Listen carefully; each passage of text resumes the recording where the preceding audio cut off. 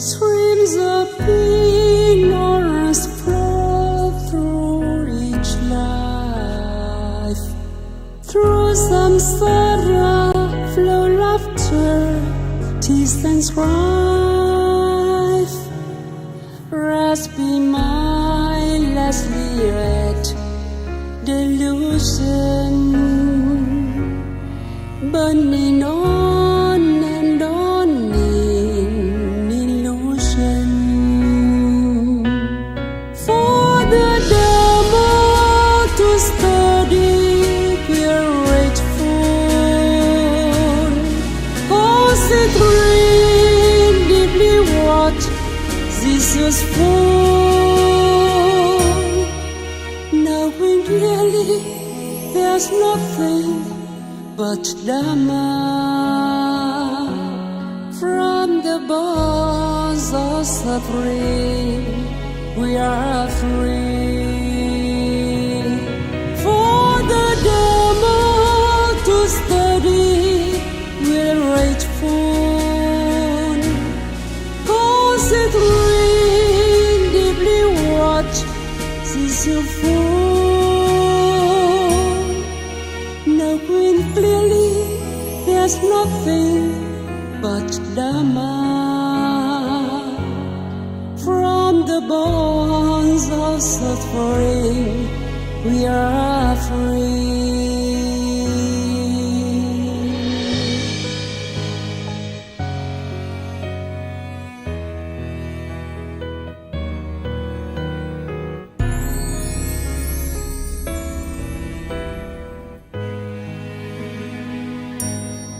Với dòng thác vô minh ta luân hồi,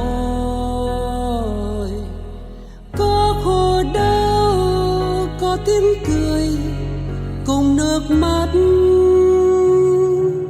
Vô minh luôn sâu dày nơi chúng ta mù quáng, ta đắm chìm trong bên mê. Đến với Dhamma bớt u mê tan dần si, giúp cho ta thêm giác ngộ về cả pháp. Ngoài cả pháp không có gì cần liễu tri. Hết vô minh dứt hoàn toàn mọi khổ đau. Đến với Dhamma bớt u mê tan dần si, giúp cho ta thêm giác ngộ về cả pháp. Ngoài cả pháp không có gì cần liễu tri. Mãi tri ân ánh sáng của Dhamma.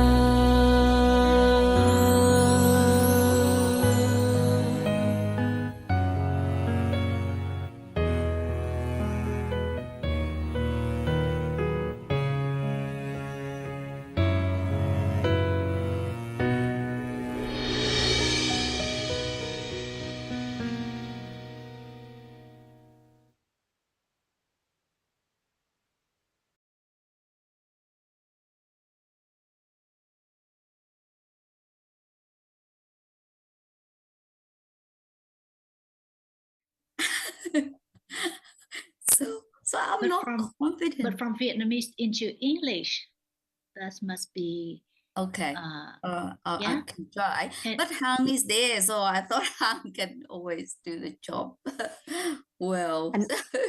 And I think you would I'm find not it. confident at all. Yes, Sarah? I think you would find it easier in this one than the international one, because in the international one, a lot of people speaking quite quickly and in detail. But here it's just Ajahn, Jonathan, and I, and we speak a little slower, and it's a little simpler. I think a little easier. I find it easier to translate your bit, Sarah. But when it comes to other people, like hatchet yesterday. I couldn't catch a thing. Well, I think we all find that difficult. So yes, so I think you could just help to translate for us. But So, today yeah. I want to ask question. That's why I don't want to Good. be in the Okay, good. We're glad to hear your questions. Yes. And Yes, yeah. actually, you can ask your question, and in case there are questions from the audience, you can help translate from Vietnamese into English. That's it. But then the channel switching, I have No problem. idea. No problem. We take care of that. So there's no channel switching. You just speak normally. No confident. Maybe when I you can do speak that in English too, and but then I you think can you can help. try. Yeah. Yeah, I know you want to give me the opportunity, but I thought maybe I'll try myself until one day when I feel a bit more confident. But And your the other- English is the so oth- good. So Your English is good, and also you're very you have a lot of very enthusiasm and Okay. interest and good understanding. So these are all important points too. Anyway, we appreciated your help a lot the other day. You did a really great job because it was a very difficult situation. Yeah. I'm stressed out now. So, yeah, let's Anyway, see Next time we'll Chan just give you understands. some easy job, like with the Vietnamese, you can just do a short summary, no need to translate everything for us. And that's that kind of thing. Hi, Jonathan. Achan, are you there? Yes, สวัสดีค่ะ everyone. สวัสดีค่ะ Achan. อาจารย์ ท่านอาจารย์ สวัสดีครับ Shall we start? I think Lian is ready. Let's go on. Okay. So I'll continue with the สวัสดี question. ค่ะอาจารย์ Hi, Tanachan and everyone. My question is about Panya, right understanding. I understand that right understanding is the same as any other Dhamma that arise by condition, and then when it disappears, when it falls away, it never come back in samsara ever again, like not the same type of Dhamma or Panya in this case ever again. But I am a bit not clear or not sure when I read about 62 different types of wrong view. So I'm thinking, is there many different types of right view? Because of, different type of wrong view, should there be that many type of right view to counteract the wrong view? Or it just right view is right view at that time, whatever it understand, and then it disappear. Yeah, that's my question. I hope you understand what I mean. Thank you.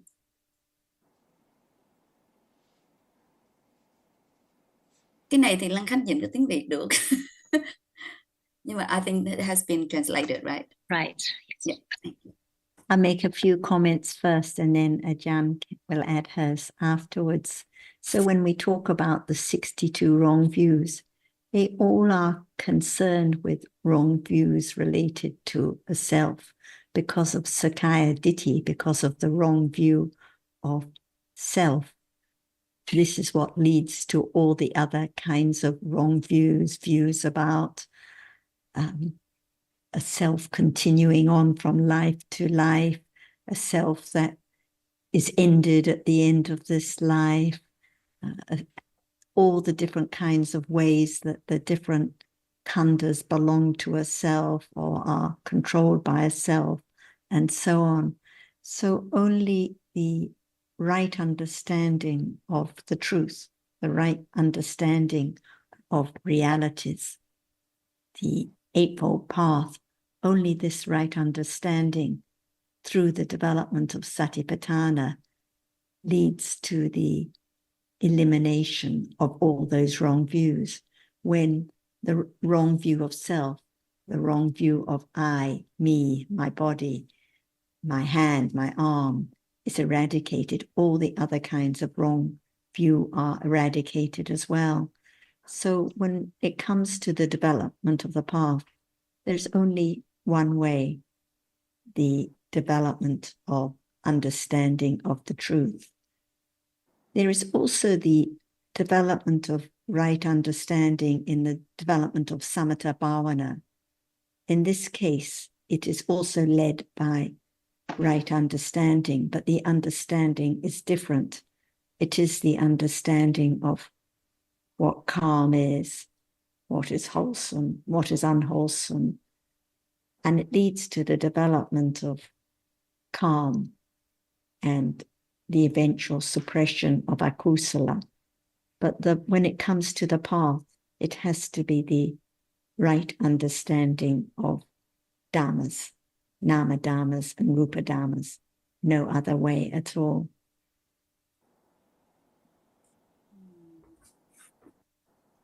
Okay, thank you, Sarah. So I just want to make sure I understand correctly. So you're saying Sakya Deity is more important, or I don't know if the word important is correct, If there but is, it's the main one. It's main one.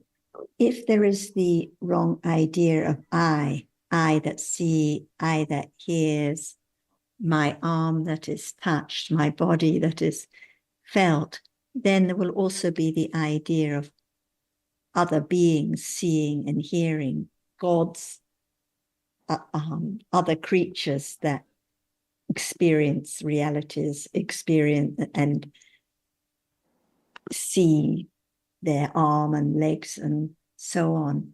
And there will also be the idea of a self that is destroyed and a self that is continued. So all these wrong views stem from the wrong view of I and something here, something seen, something touched. So this is atanuditi, all kinds of wrong view of something, someone, a being. Without Sakaya Ditti, there wouldn't be any other wrong views at all. So they all revolve around, when you read in the Brahmajala about the 62 wrong views, they all revolve around the idea of atta. I see. I see. So, so if say there is a right view in a certain area, for example, someone believe in karma, and they, even though they don't know anything about non-self, but they believe in karma, they believe that, you know, it's like basically they don't have some other type of wrong view, then how can there be any understanding of karma without an understanding of Dhamma? Dhamma as Dhamma, not self. Because the conventional idea of karma, beings have their own results, and what happens to me is a result of what I did in the past. This is not the understanding of karma. This is the belief in I, someone that inherits the results of the deeds that I performed. So in order to understand karma, there has to be the understanding of what the reality of karma is and how it is conditioned and how it conditions. It's not the conventional idea of I went to the temple and I supported the monks and now I've got good results and a good harvest this year and my parents will have a good future. And this is not anything to do with understanding in karma. It's just a superstitious belief. Right. So that's why in order to understand anything at all, including karma, there has to be the understanding of reality now, Dhamma as not self from the very beginning. Right. So they're all related. They're all related. All related. Every aspect of the teachings of the Buddha in any part of the Tipitaka is about dhammas which are anatta. And this is true whether we're talking about dependent origination or karma or the khandhas or the dhatus, whatever we read about the development of Satipatthana, it's all about the understanding of nama and rupa now, different dhammas, the truths that the Buddha taught. Each one arises, and as he said, like panya, falls away completely, never to appear again. And it's the same for each chaitana, each moment of karma. There is chaitana at every moment, karma at every moment. Each chaitana arises and falls away. It doesn't belong to anyone. It's not my chaitana or your chaitana, my karma or your karma. We use conventional words like mine and yours, but in truth, there are just these different dhammas, each one arising, gone forever. So, in other words, if there's still wrong idea about self, non-self, then there's no right view about, I think I might not express myself well here.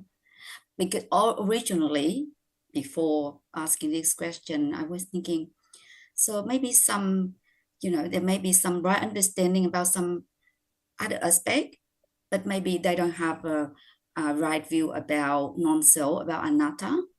But now I'm here from hearing your explanation, I'm thinking, if there's still wrong view about the idea of self, then the 62 type of wrong view is still there. And only until the Eightfold Path has been developed and the wrong view has been eliminated, eradicated at the first state of enlightenment, then, only then, the 62 type of wrong view will be eliminated altogether. So it's not like partly, there's no partly at all. And this is why the understanding has to develop gradually, because gradually there is the wearing away of the clinging to the idea of I, but it's so deeply rooted, it's very gradual wearing away. And even if some of those kinds of wrong view are not showing up or manifested, the tendency is still there until the idea of self is completely eradicated. Because people think, oh, I don't take it for my experience. But what about what is touched now? Is it something that is touched? Is it a pen or a computer or just something there? Is it someone seen there? So the asava ditthi, the very subtle ditthi, is arising so commonly unknown. So it's there. So without the understanding of dhammas, then it's impossible to get rid of wrong ideas of karma or any of these other topics. And this is why we always come back to talking about the reality, the Dhamma now, such as seeing now, hearing now, hardness that is touched now, because without understanding these dhammas, whatever we talk about will be taken for something or a situation or someone. Like when our friend talked about the different experiences and the dreams, it's all taken for my experiences, something there, a situation that seems to be real, if there is no understanding of reality right now. So it has to come back to this understanding now. Otherwise, for sure, all these different kinds of wrong understanding will show up when it's time. Makes sense to me now. Just a brief comment from me. Sorry, can you hear? No, you. Yeah. Sorry, go ahead. Before, I thought, for example, I thought I still have a wrong idea about self, about non-self, but I thought I don't have some other type of wrong view. For example, believe in a soul that is, like permanently existed, or at the end of this life, that's it, finished. There's no more. Whatever I did, bad, good or bad karma. I mean, good or bad deed doesn't result in anything. So I thought I don't have those type of wrong view anymore, because I believe that, the realities arise and disappear by condition. But now hearing your explanation, what I thought that I did not have those two type of wrong view, is not correct, because I thought I understand I don't have that wrong view, but this is just thinking, right? It's still there, and it might be another life or somewhere down the track when there's a condition for it to rise. I might be, that may resurface, and I might be in a totally different path. Is that correct, Sarah? And we may think, oh, I don't have any idea of a soul, but is there something, a finger lasting, a nail lasting now, something that is there from moment to moment? It's not the understanding of hardness as impermanent and gone. It's something, my nail, my finger, Still lasting there. from moment to Still moment. My face in the Lasting. mirror, the same one as yesterday, is still something that is there, no matter whether we call it a face or a soul or a finger. It's still something there and something lasting. So it's much more subtle than we think. We read a word like soul and we think, oh no, that's just the wrong idea of the Christians. But what about the idea of something here that is lasting for a moment, just a moment? Very true. I didn't think of that. I mean, probably we have been reminded many times, but still. Yeah. Thank you so much for explanation. And I think, John, you were about to say something too. I'll just make a comment on what you just said now, Leanne. When you said, I don't have them anymore, if they were there earlier in this life, for example, then they will still be there as accumulated tendencies, because what we've heard in this lifetime, even though some understanding may have been developed, it wouldn't have eradicated those wrong views. They would just be still there as latent tendencies capable of resurfacing, to use your word, and in different conditions. So it's not helpful to think in terms of not having this or that, any kind of a kusala, really. All that can be said is that there are conditions for those things not to appear in this lifetime or at the moment so far. And the point that I was going to make, I think, but probably been made already. When we talk about right view and wrong view, we're talking about moments of a particular mental factor. And when we talk about having the right idea of, for example, about karma and vipaka or this and that, we're not saying that there's any actual panya at those moments. It's just casual thinking, reflecting what we've been talking about, perhaps, and what we've come to understand. But it doesn't mean there's any panya arising at that moment. And it's the same with wrong view. There are many moments in life where there's neither wrong view nor right view. There's just different kinds of kusala and akusala, of other kinds of kusala and or akusala. And the moments of right view have a particular characteristic by which they can be known. And likewise, the moments of wrong view. So it's important to not think of do I or don't I have, excuse me, this or that kind of wrong view, but just to understand more clearly the different moments as they arise. I've got to turn off because I've got something in my throat.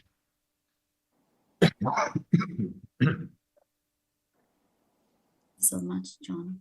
Yeah.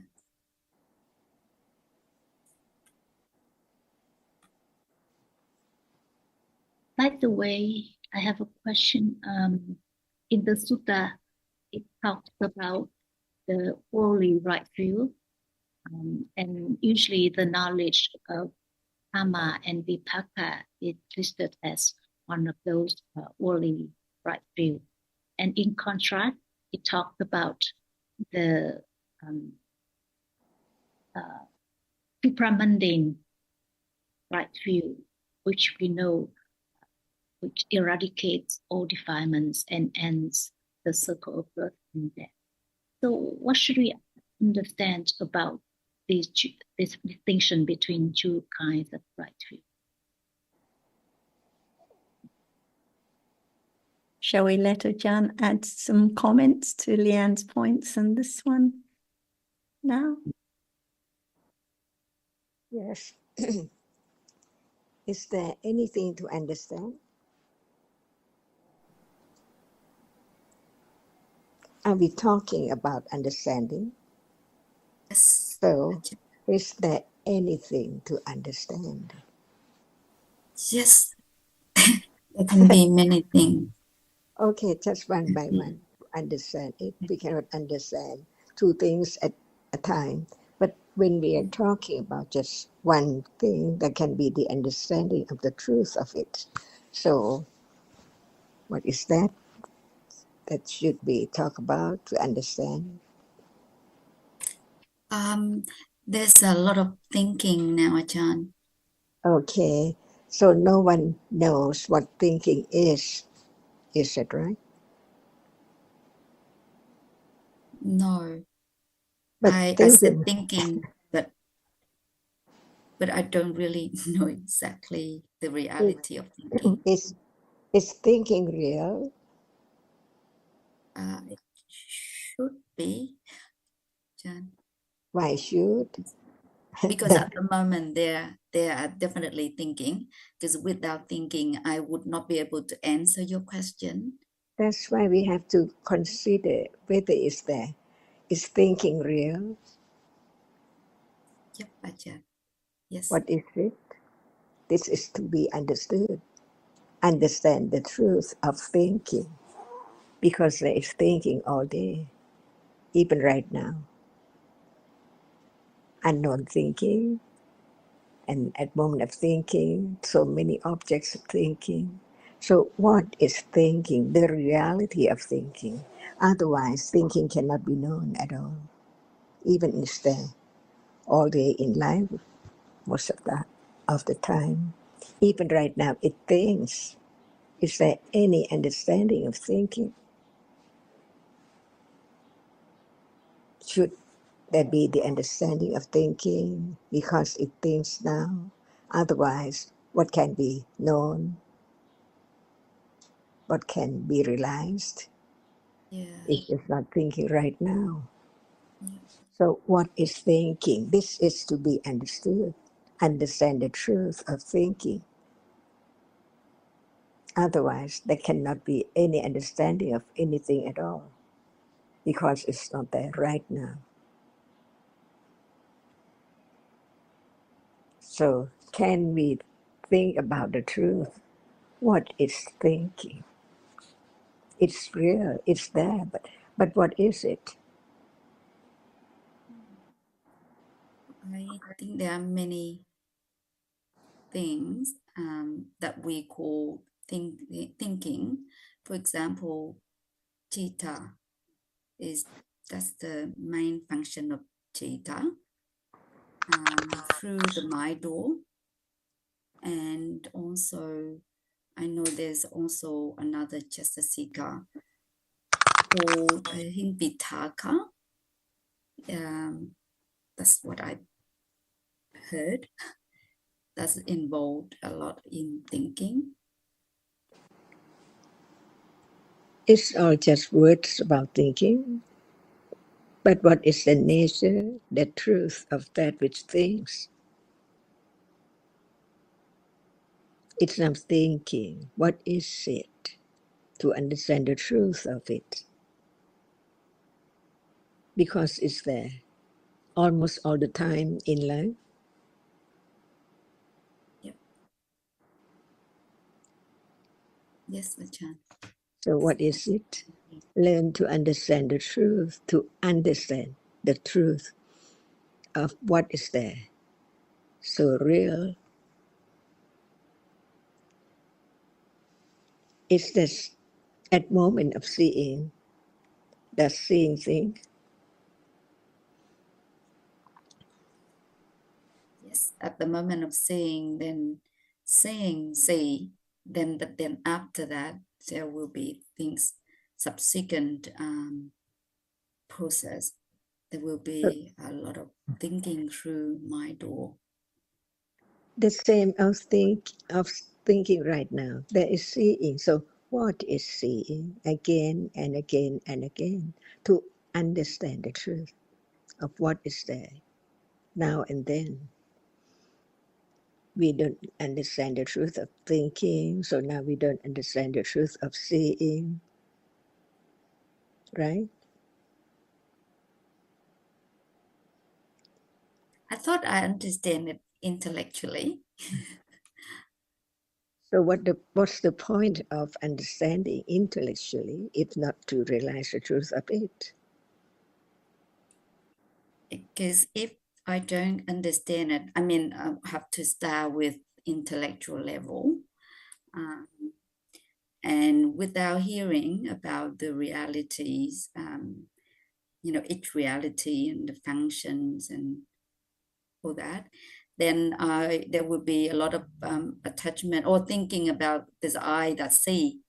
But since I learned about those realities now, there's a moment of reflection, wise attention, or thinking about, actually there's no I, there are many conditions for seeing, for example, to arise.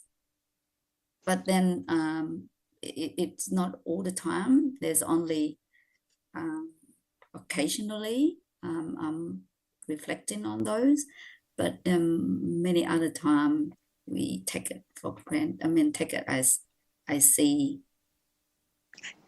So it's you all the time, right? And most You of the see, time, you think. It's that understanding. no, that's not understanding. So we begin to understand the truth of each reality. Otherwise, there can never be the understanding of any reality at all, right?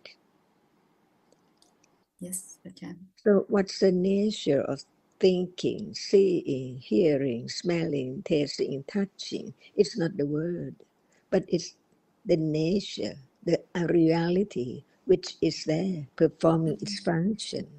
But what is that which performs the function of seeing and thinking and so on?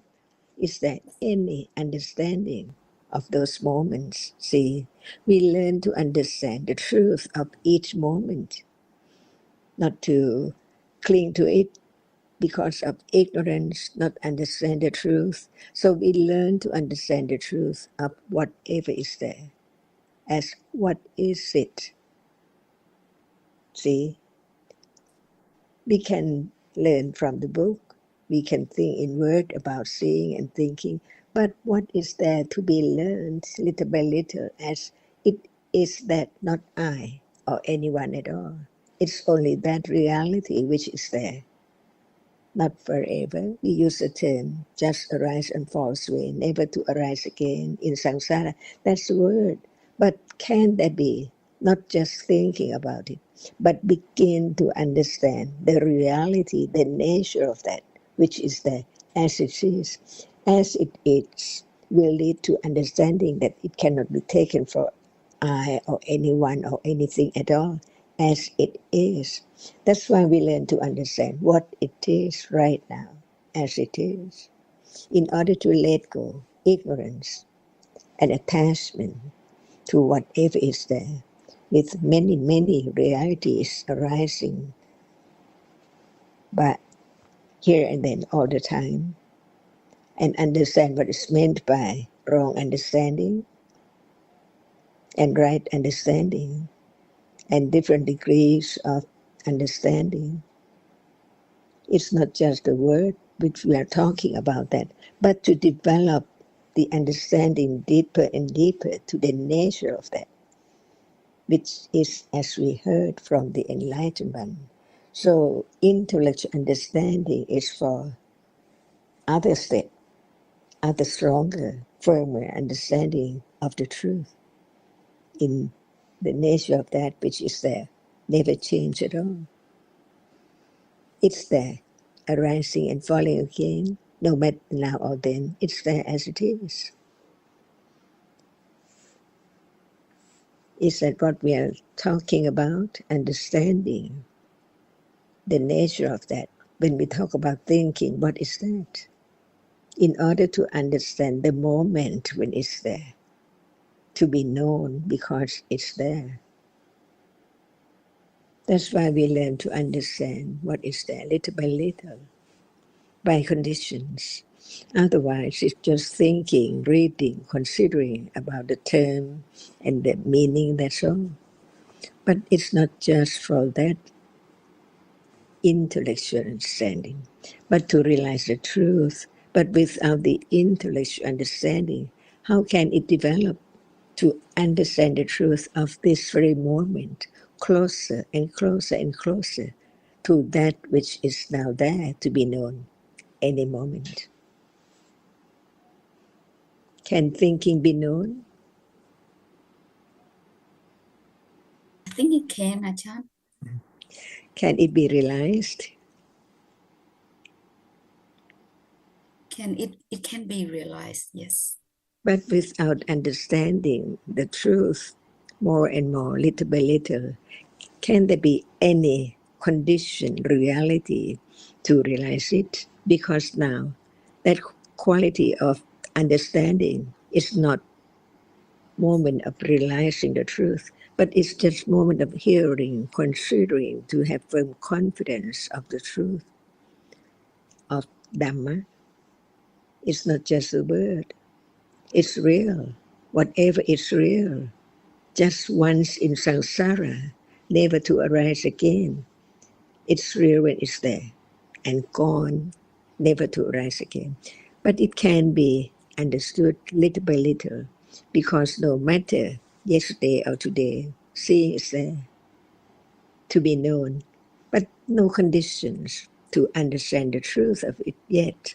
That's why understanding a little more about conditioned reality at different moments. For example, we talk about seeing and that which is seen again and again and again, without just consider the nature of it, just one at a time when it's there. For example, that which is seen now, nothing else, or the reality which experience the object. If it's not there to be known, begin to think about it when it's there or when it's not there, by conditions. No thought about other things as before, but begin to have condition to think about it, even just 3 words, but it's there by conditions. That's why we learn that each moment is conditioned moment. No one can make it arise, no one can change it, but because it's there and gone instantly. So when we are talking about thinking, can thinking be someone? Can it be I? If not, how can it be known, as it does not belong to anyone at all? Without understanding more, a little more, so very little at a time, it can lead to directly understanding whatever is there instantly by conditions. When conditions are there, ready to arise, to be aware and understand it, the nature of it, that which has no shape and form, it's just the reality which arises to experience. Only once in samsara of that object and then gone, never to arise again. No one can make it arise, but from hearing again and again, understanding it, that it is there to be studied, to be understood, to be aware of, to realize the truth. And this is so true, not just to read or to remember or to consider, but to realize the truth from hearing again, considering again, on, letting go. The idea of wanting or wishing or will to have such and such object to be known, understanding a little more of what is there in life. When we talk about it, it's conditioned. It is a condition for next moment, no matter when, to arise, to be mindful, not forgetting the reality which is there, right then or right now by conditions. That's why we learn about it. What is panya, and what is sati, and what is chanda, and what is manasikara, to understand that actually there is no one at all. And why we talk about it again and again, not to forget it, to be conditioned of the moment when it can be there, realizing the truth, no matter how long it will be. But when there are conditions, there can be resolved, because without condition, nothing can arise at all. But when there is condition, whatever arises is conditioned. So now we talk about it to be conditioned, the parami, to attain the truth, realizing the truth of what is there now. Stage by stage, little by little. What is that? Do we have to say or follow the word? Or we can use the term right understanding or panya or jnana. It doesn't matter at all. But the understanding, different stages, can be known. So through panya does not deceive. Is there so true? True to the truth, how much understanding of seeing right now, how much understanding of thinking right now. Everything in a day can be object of understanding by anattanis. No expectation, beyond expectation. It's there, just right, just like seeing now. No one expects to see such and such objects. So what is to be understood? Is there anything to understand?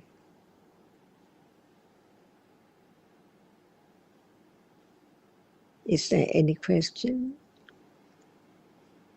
John, so now I think you helped me to understand a bit better.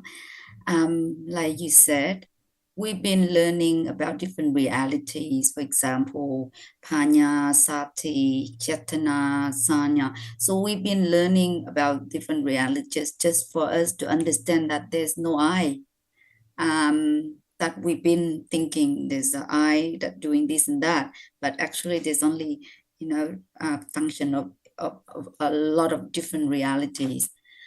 But at this moment, we don't know anything about them.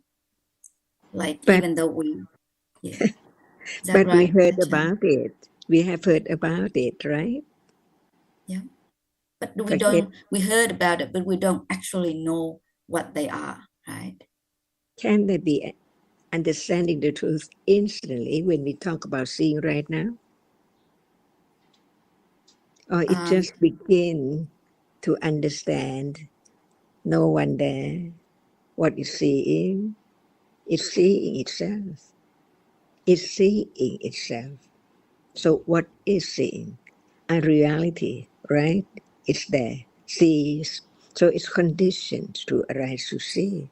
This is the way to let go the ignorance and the clinging to the self, so very deep, accumulated from moment to moment there, years and years ago. So just now, there is seeing, and we talk about it. Is it enough to understand the truth instantly or impossible? But it can one day when the conditions is enough to understand it directly right now. Because we talk about many things like you just said, thinking, seeing, liking, and so on. It can be known only when it's there. See? And now it's there. Unknown, not enough condition. Just hear about it, heard a lot about it, on and on, until it's time by conditions, anatta. It's there. Awareness of the nature of it with understanding so very weak in the beginning. Just know that it's there, right? Now, even it's there, it's not known that it's there. So, at a moment, there can be suddenly aware of the nature which is hard as it's a reality right then. No thought about other thing, see, because we learned that it's there, just hardness. And it's taken for something in life, on and on and on and on, years and years ago, something all the time, until right understanding begin to understand the nature which is hard, as it's just a reality, not my leg or my finger or my whatever, nose or whatever, see? It's just hardness. Learn to understand the truth, the absolute truth. When we talk about citta, see, we don't talk about cetasika. And when we talk about rupa, we don't talk about ayatana or whatever the word, but the truth is there. What is the use of saying that it's ayatana without understanding the nature which is there? What is ayatana? See, not the word, but the truth. But no word about it. But it's there, ayatana. Because it's there together with other reality to arise together, to be there, the meeting point, the meeting moment of a reality and object. So just learn to understand what is there now, anytime, but what is there at that very moment, not just what is there. What is there is always what is there, but learn to know what is there as what is there.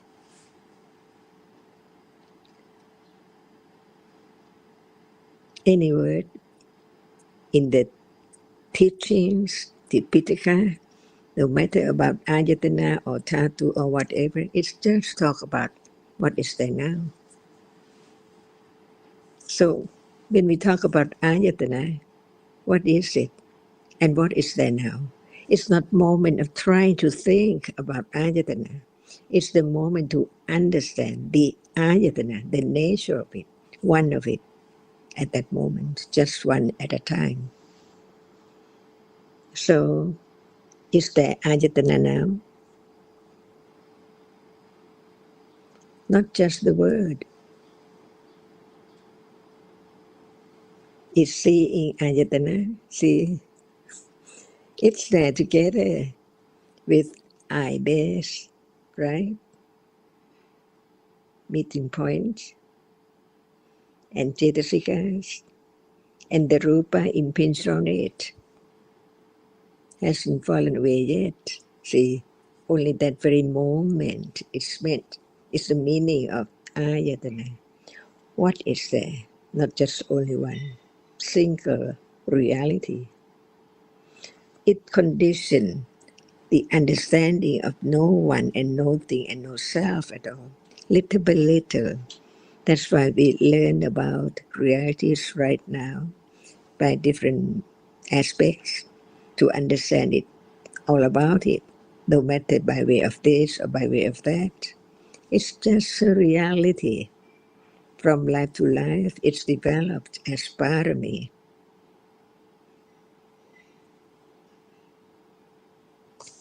All come to be conditioned to understand, no matter what in life, unexpectedly, which one or what life unknown,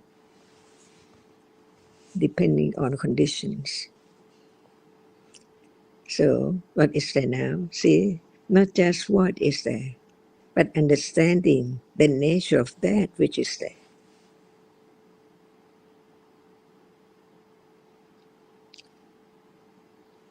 Is this the teaching of the enlightenment?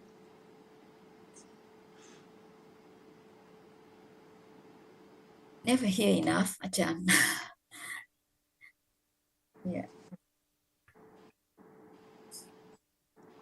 Not enough, never enough, until becoming an arahata.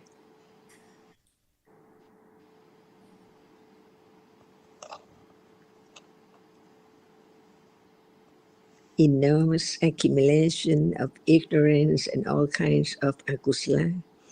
But that can be let go completely, ultimately, eradicated, never to arise again. So it's not just one will do something or try to experience it. Impossible. That's not the teaching of the Buddha, because he didn't follow this way at all. Just develop from life to life, eons and eons, to realize the truth of this very moment. By then, the idea of someone or something or I completely eradicated.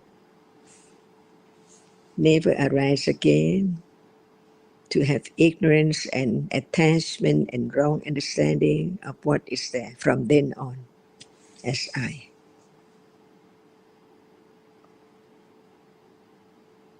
So we are now having Viriya Parami effort, see, patient to understand the meaning of seeing the nature of it, because does it appear now or what appears? So there has to be doubt about it because it hasn't appeared yet as it is. Even if there is not known. In life, different moments are there unknown. Even if there, it's not known. It has to be known from hearing again and again, consider it again and again, never enough, by conditions. Even seeing has to be studied, has to be known, has to be understood, but not enough condition.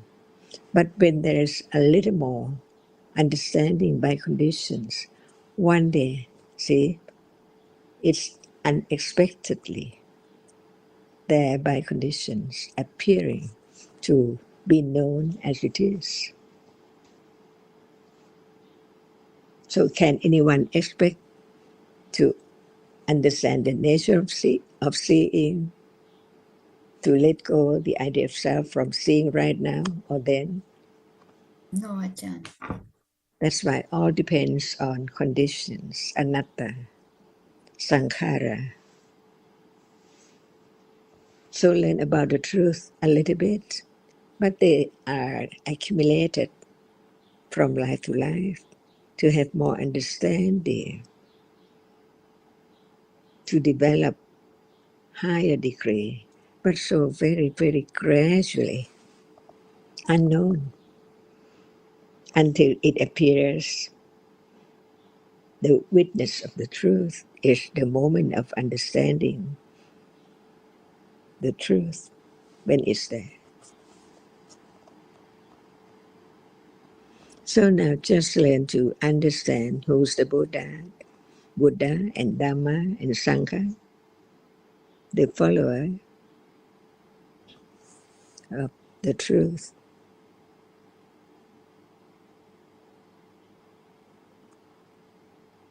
Thank you, Thanachan, for your explanation. So now all our parami, see, little by little, patience, viriya, effort, truth, satya, understanding is panya, let go is dana, or depending on the object, nekama, and so on. So understand the word about reality little by little of an object, having firmer understanding, firmer confidence.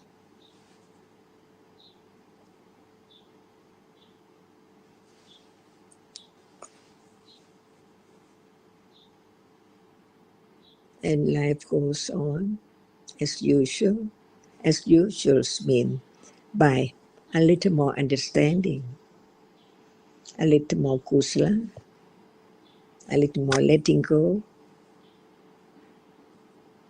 Because at moment of kusala cannot arise. And moment of akusala is accumulated.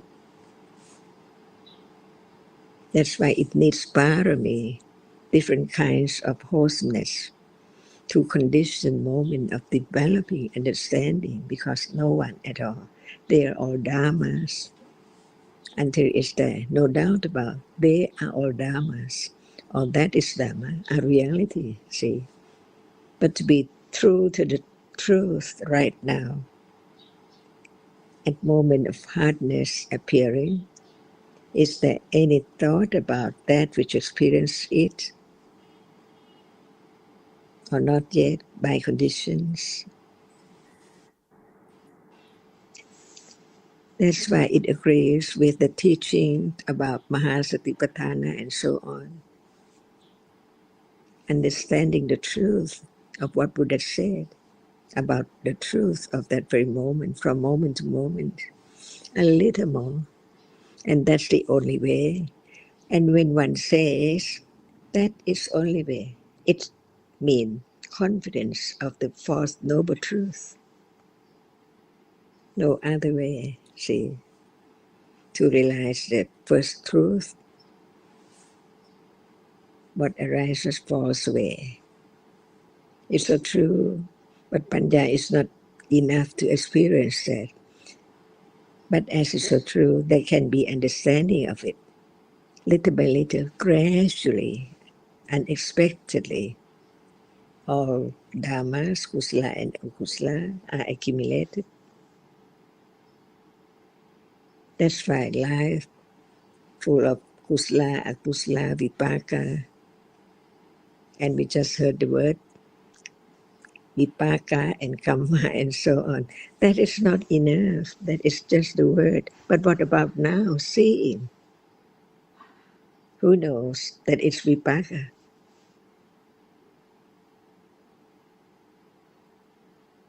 We don't know. I've been taught about it. Otherwise, I have no idea that it's vipaka. But the realities are so different by their characteristic. So at moment of lopa, see, it cannot be vipaka. It's just wanting, clinging, so on. No one can change its characteristic.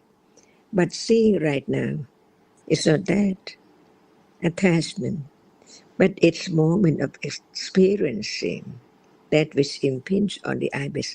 Just only one moment of seeing in the process, see? Just one moment.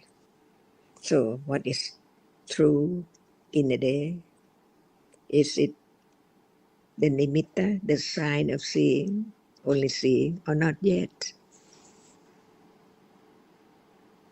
And this is understanding what is there anytime after hearing, considering, firm enough, can condition such moment, not think about other things, but just what is there. Different degrees of understanding. No doubt about understanding now. Intellectually, Yeah, it's become a bit clearer, Ajahn. Yeah, like just now you explained about vipaka and the moment of kusala or akusala are not vipaka. So yeah, it's a chance for me to consider again and again. I think it makes sense to me now rather than I just accepted, okay, seeing is vipaka. But, when you explain in detail, then I can see it makes sense. It's the vipaka moment rather than at the moment of loba, then that's different story. so what can be known in a day are all vipaka and kusala and akusala. Is that right? There are more than that, Ajahn, I think. But what can be known in a day? Seeing, vipaka, hearing, smelling, tasting, touching. Only that very moment. But like or dislike after that, it's not vipaka. So we Yeah. learn about the vipaka and the kamma, see, Mm. in a day. Yeah. It's there in a day. But we keep on thinking Yes, there's about a it. lot of Dhamma Mhm. even at this moment, but we rarely, I personally rarely consider it. Even at moment of painful feeling is then be known as vipaka. See, is that right? Sorry, Ajahn, did you say painful feeling? Is it Painful vipaka? feeling can be known. That Yeah. is vipaka. See, it's conditioned by one's own previous deeds. See, akusala kamma. So in the day, when there can be the understanding of what is there as the result, and what is there is just the kusala or akusala. No, is the cause. Mm-hmm. Yeah. To Because, begin, Leanne, all chitas are either kusala, akusala, vipaka, or kiriya chitas. So the kiriya chitas, such as the adverting consciousness, doesn't show up. So what can be known, what shows up, are just kusala, akusala, and vipaka chitas, like seeing or hearing or bodily experience, painful feeling. These are vipaka chitas. That's all there is. That's all life is.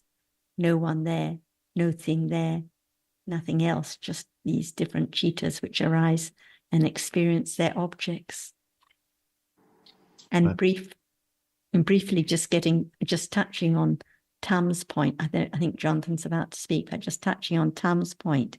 So when it is the Lokuttara Ditti, the supramundane right view, we know the object is Nibbana. But without the development of the Lokiya path, the path of right understanding and the other path factors, on and on and on, deeper and deeper, understanding precisely the nature of different realities, there can never be the letting go of the clinging to those realities and the supramundane understanding of that which is not conditioned, nibbana. And when we read about the worldly right views and mention is made of karma, it cannot be the conventional ideas of karma, my deeds and my results and my parents' happy rebirths and so on. It has to be like the Buddha said again and again. Chaitana is karma, and having willed, it conditions the acts through body, speech, and mind.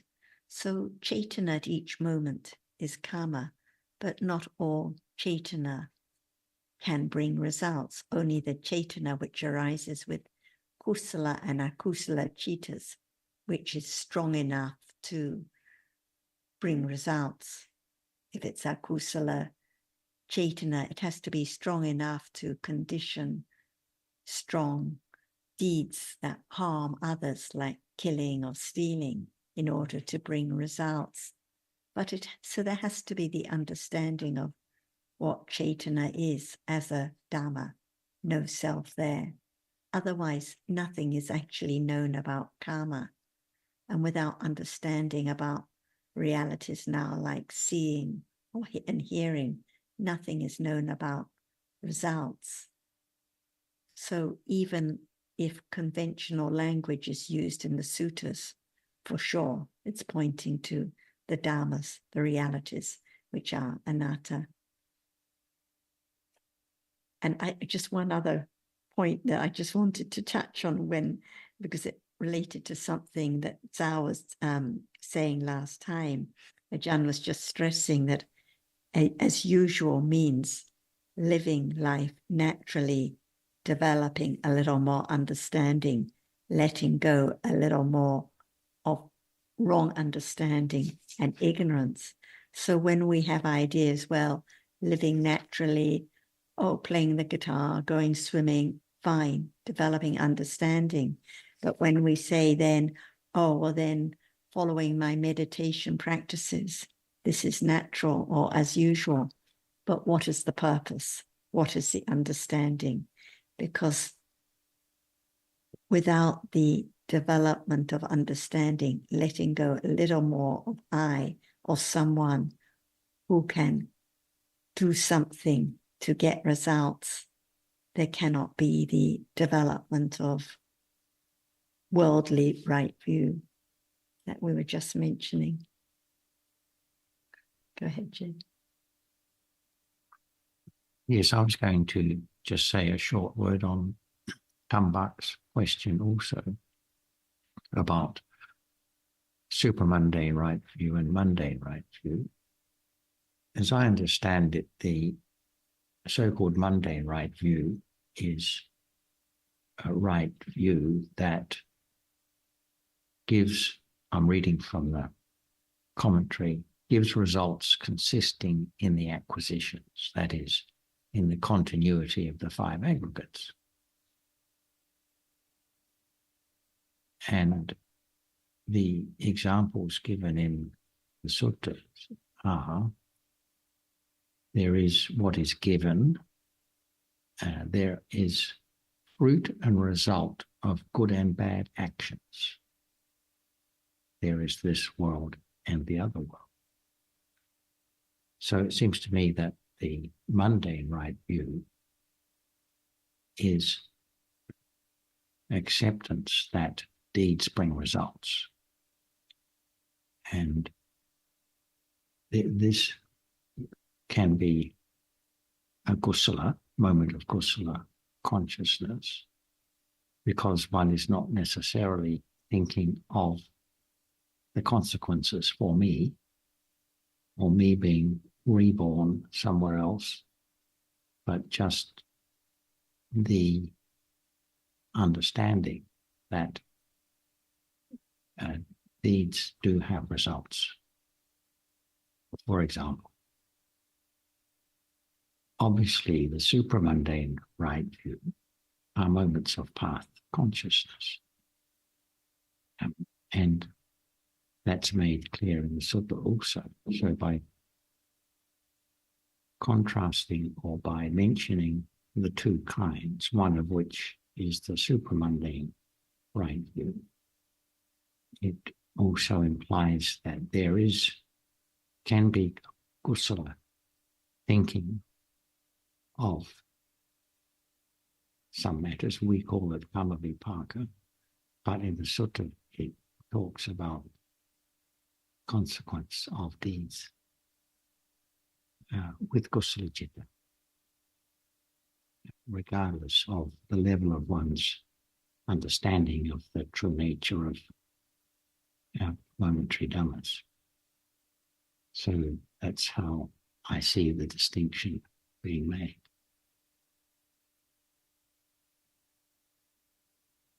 And getting back to Leanne's last question, I think she's pointing to the fact that, yes, we can accept that there are only 4 kinds of chittas, so it must be kusala, akusala, vipaka or kiriya. But that information is just book knowledge for us. There is no verification. For example, that moment of seeing consciousness is vipaka. It's just that that's what we've been told. And so there are many things that we are forced to,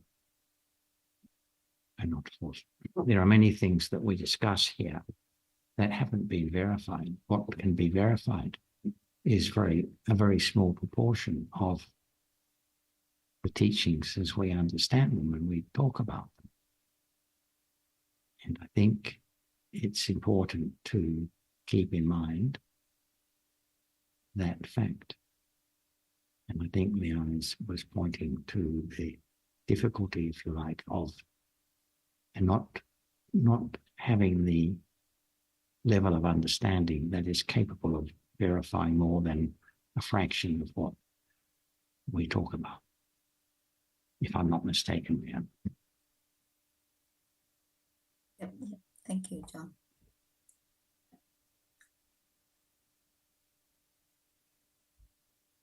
Yeah, but I think it makes sense when Ajahn explained about at the moment of seeing just visible object impinge on eye base and all that. So there's no intention of there's no kusala or akusala or anything there. So that's different moment with the at the time of loba or something like that. So I think I mean, even though we don't have that understanding at the level we can verify, but it makes sense. So I think at an intellectual level, I can think it helps to increase my confidence in this aspect. Yeah. Different characteristic. The characteristic of clinging different from the characteristic of seeing. Characteristic of seeing now different from what is seen, whatever words are used, whatever it's called. We can know they're different kinds of realities. Right. Yes. Yeah. Thank you, Sarah. Pam, did you have any further points on the sutta you were mentioning or any of those comments? Yes. I'm just thinking because that distinction appears in many different suttas, and it only mentions about knowledge of Dhamma and the results of deeds.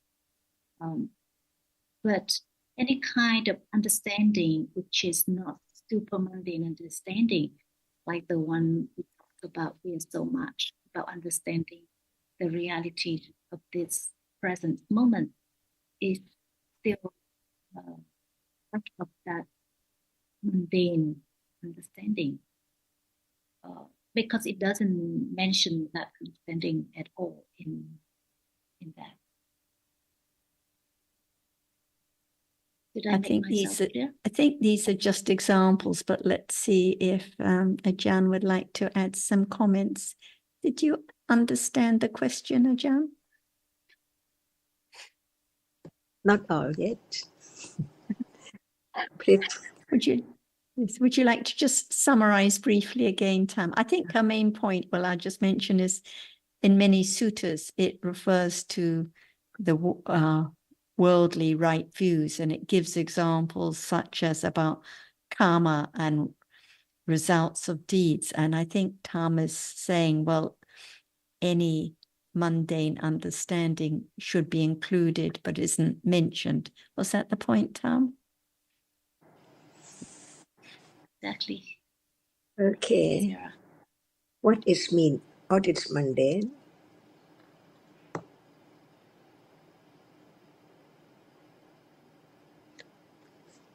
What is mundane?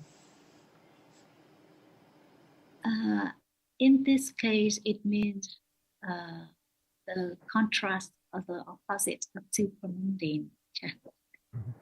Can it be any kind of understanding, any aspect? Is all mundane comparing to the nibbana, super mundane, or not as mundane as ordinary mundane in a day, no matter about what.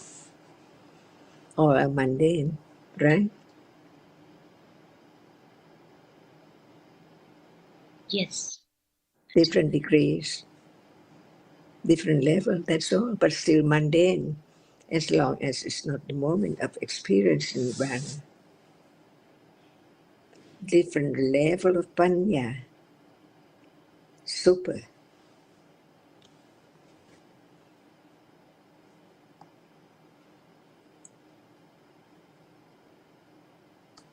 So a little more super, a little more super, different degrees to the moment of enlightenment, the Four Noble Truths, all four.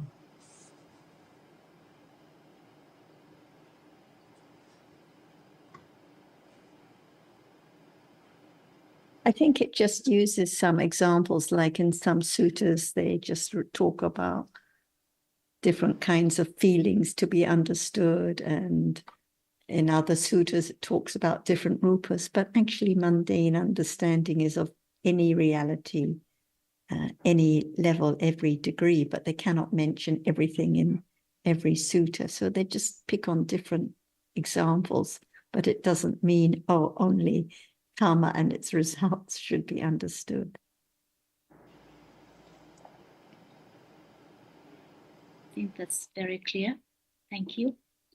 And I think that's a new thing that today we learned, that when talking about karma and vipassana, it's not just like a belief in that. It has to be the understanding what is karma and what is vipassana. Otherwise, it's not the real right view. It's not mundane understanding when even it's not just the mundane. idea of my good deeds bringing my good results, and the happy circumstances in my family because of our past karma. It's just a kind of conventional idea, very approximate, but in order to really understand about karma, there has to be the understanding of the different dhammas. What is Chaitana now, and which kinds of Chaitana can condition results later. Only those which arise with strong kusala and akusala. What about moments of understanding now? Can it be karma? Can it bring results? Yes, it's possible. So the best kusala karma is understanding, development of understanding. And when we talk about the results like seeing now, everyone would like to have good results, but the seeing now, who knows whether it's kusala or akusala vipaka, the result of wholesome or unwholesome karma in the past. And it's just a moment and then it's gone. So we think it's so important what the results of karma will be.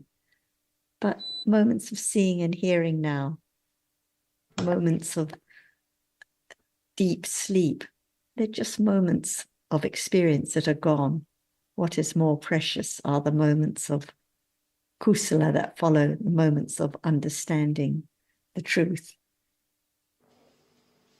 supported by all other kinds of kusala, but none of them belong to me or Leanne or anyone else. So it's not my right views and my wrong views and what wrong views I no longer have. Just depends on conditions, what kind of right understanding or wrong understanding arises at any moment. Always unexpected, not I to do anything at all.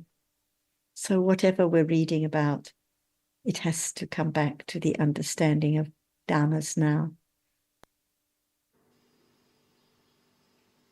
When talking about vipaka, karma and vipaka, and giving the example of seeing now as a contrast to moments of clinging, for example, they are different characteristics, for sure.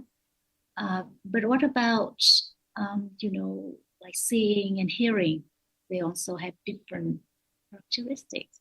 So what precisely can help to distinguish between moments of vipaka and moments of kusala and akusala? So seeing and hearing have different characteristics, but they both have the nature of experiencing a reality through the sense door, which is not accompanied by wholesome or unwholesome factors. So there is no giving, there's no kindness, there's no anger, there's no attachment at those moments. So even though they're different characteristics, their nature is different. They're ahetuka, they don't have any roots. So different from the kusala and akusala chittas that follow with wholesome and unwholesome roots, which accumulate, which become habitual and lead to the performing of deeds through speech and action that can bring the result later. So we can see that even though seeing and hearing are quite different, but they have in common that they are ahetuka and they are result, not the cause. They don't harm the others. They don't lead to great benefit for others or oneself. They just arise as result and are gone, different from the habitual tendencies. So the understanding becomes a little more familiar with the nature and difference between the different characteristics of those which are just result, like in deep sleep or at moments of seeing and hearing, and those realities that accumulate and are habitual and lead to certain kinds of deeds.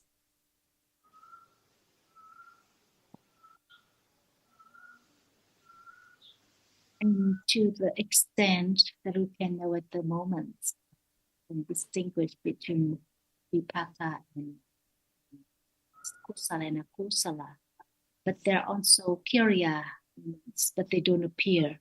So we have no idea about what we just learn in the book that there must be a citta arising before seeing and hearing that adverts to the object. Otherwise, the seeing and hearing couldn't arise to experience their object.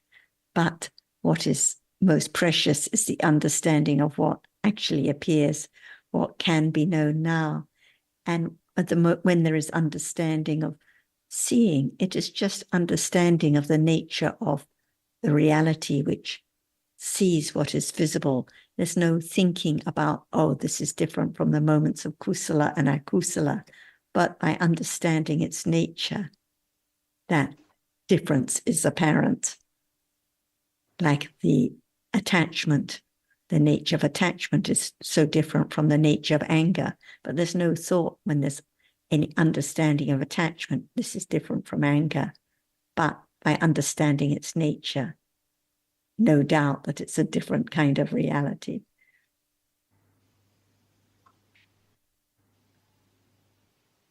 Thank you, Sarah. Lots of interesting points and topics. There isn't much time, so let's see if Ajahn would like to add some more comments before we finish. About vipaka in a day, see, at any moment of seeing pleasant or unpleasant object, there can be the understanding of the reality which is conditioned just to see. That's all. One would like to have only pleasant objects experienced, but who can make it arise? Who can order it to be there? None at all. So any time of seeing pleasant object, it can be less attachment to that, because it is just that which is seen, and it's conditioned by karma, the cause, whether it's wholesome or unwholesome, to see just that pleasant or unpleasant object. And the other ways are the same: hearing, smelling, tasting, touching.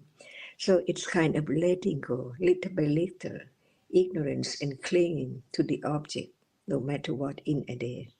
Life is more pleasant with kusala. See, less clinging, no matter what is there, by conditions.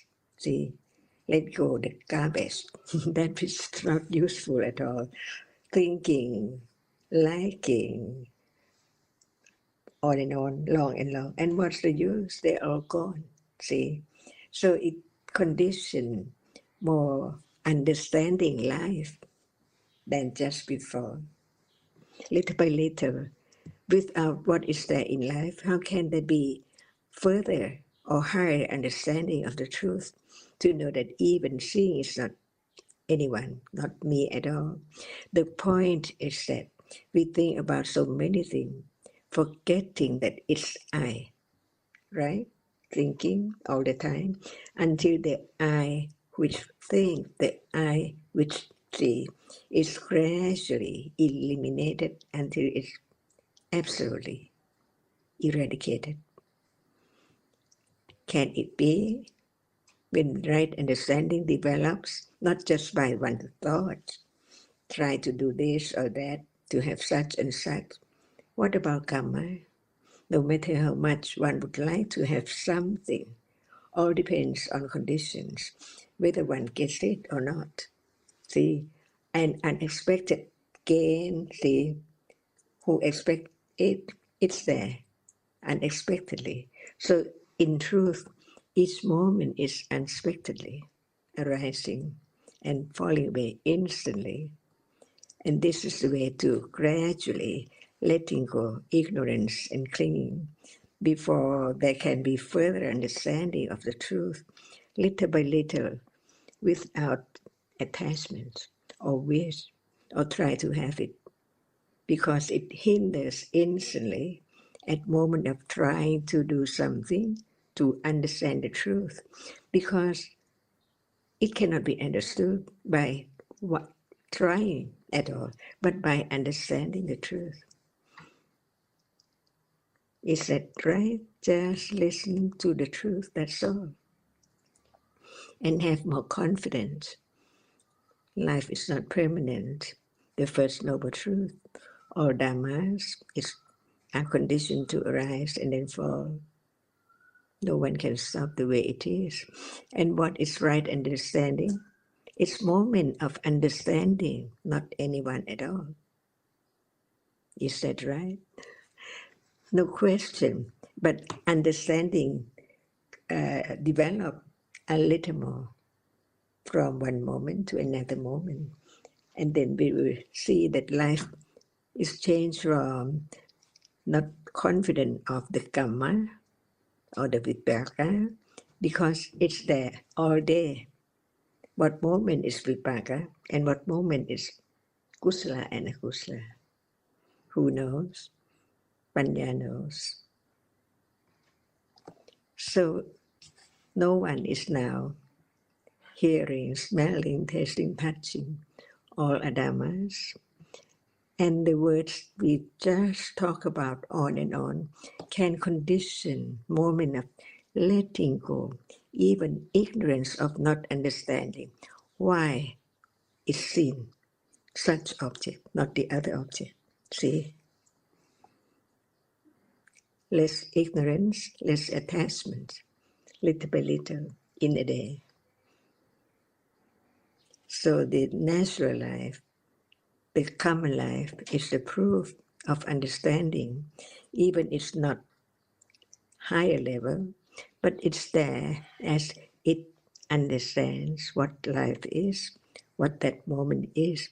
Even it's not I, and the nature which experiences does not appear to be known yet, but the understanding, even intellectual understanding, is so very, very benefit, because at moment when it's there, it's kusala and parami. So now everyone is developing parami at moment of understanding and less clinging to the result, because whatever is the hetu or the result of the karma, condition is result. No one there at all. Even right now, see, the benefit of understanding can be this moment. Different stages. Sarah, is it time now? Sadhika Ajahn. Sadhika, everyone. สวัสดีครับท่านอาจารย์สุริ สวัสดีค่ะอาจารย์ Thank you so Thank you, much, อาจารย์ Angela Sarah Sarah. and Tozik. So see you. Are you available next week? No, we'll be We'll be traveling. traveling. Yes. Yes, right. we'll be traveling in the evening, so we won't be here next week. Yes. Yeah. We can join